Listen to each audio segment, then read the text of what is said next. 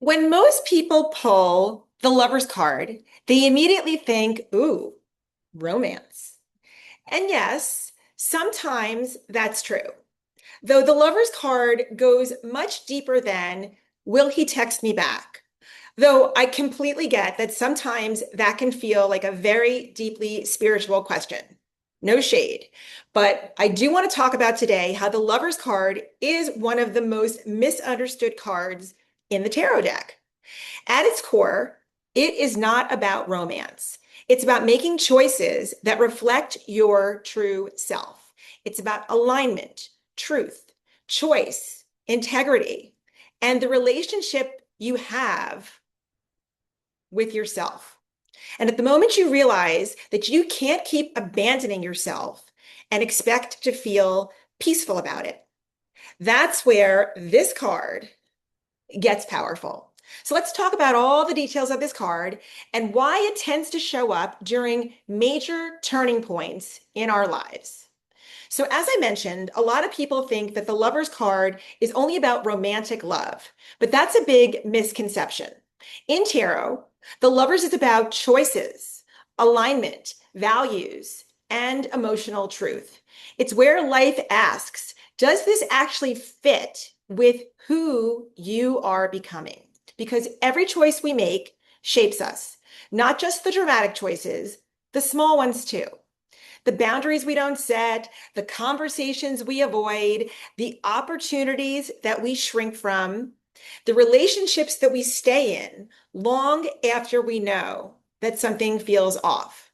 The lover's card appears when you're asked to choose from a place of truth rather than a place of fear. And let's be honest, that is not always comfortable. So let's dig into the symbolism of the card because I really think that the imagery tells you such a great story.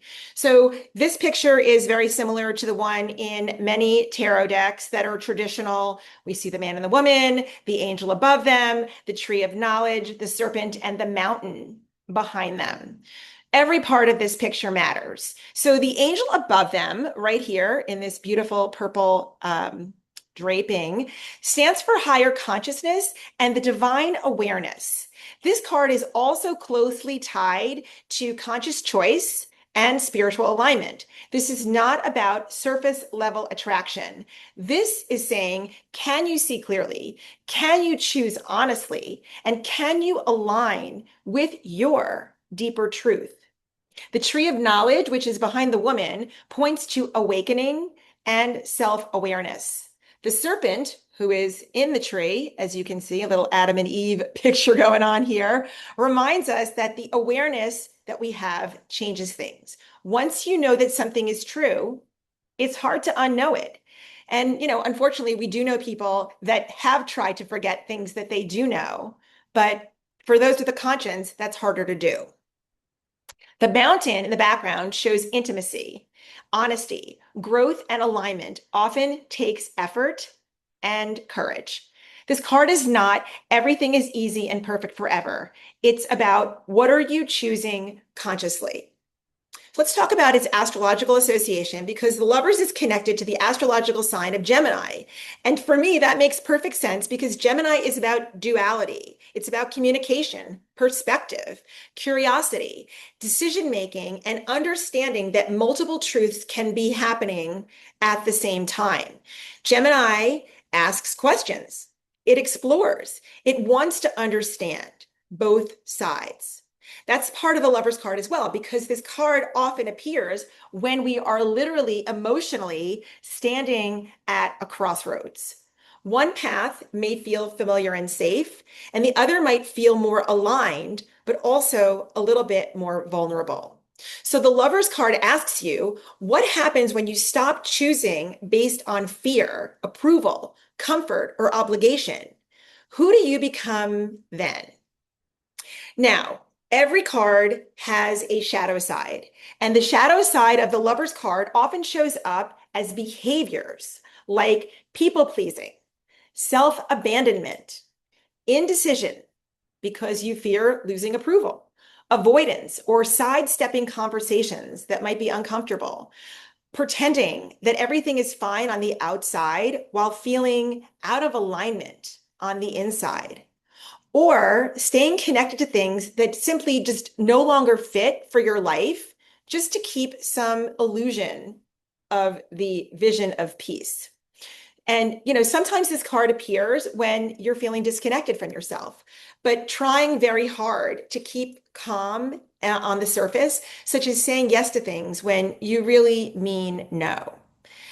And I just want to take a little moment to say that a lot of women, especially, know this energy well. We are often taught to keep everyone comfortable, to stay agreeable, to not disappoint people, not to make things messy, and certainly, oh, certainly don't ask for too much. Meanwhile, internally, we're thinking, I don't want this at all. The Lovers reminds us that peace built on self-betrayal is not peace. And wow, that's why this card can humble you quite a bit. So let's talk about some real life examples of how the lovers can show up. So maybe you're deciding whether or not you should leave a relationship, or if you should leave a job or change careers. Maybe you realize you've outgrown some sort of an old identity, or you're learning to set boundaries, choosing authenticity over approval, or finally admitting what you really want. Sometimes this card doesn't ask for one big dramatic leap. Sometimes alignment begins quietly, like when you realize you're tired, or something no longer feels good to you, or you just can't keep pretending that something is working and you want something different. That's the lovers too. So above all, the lovers is asking, where are you ready to choose yourself? Not selfishly, but honestly, because your life changes the moment your choices begin to reflect your truth rather than your fear. And that's why this card feels so powerful when it appears, not because it predicts romance, but because at its heart, it's asking for alignment, and alignment changes everything. If this resonated with you, I'd love to hear. Have you ever had a moment where you realized you were out of alignment with yourself? Let me know in the comments. I promise I will write you back. And if you enjoy these kinds of conversations about tarot, intuition, symbolism, astrology, and reconnecting with yourself, then be sure to subscribe and also look in the box below where you can sign up for my newsletter, because we're going deep and we're going into all of it right here. Thank you so much for stopping by. I cannot wait to see you the next time.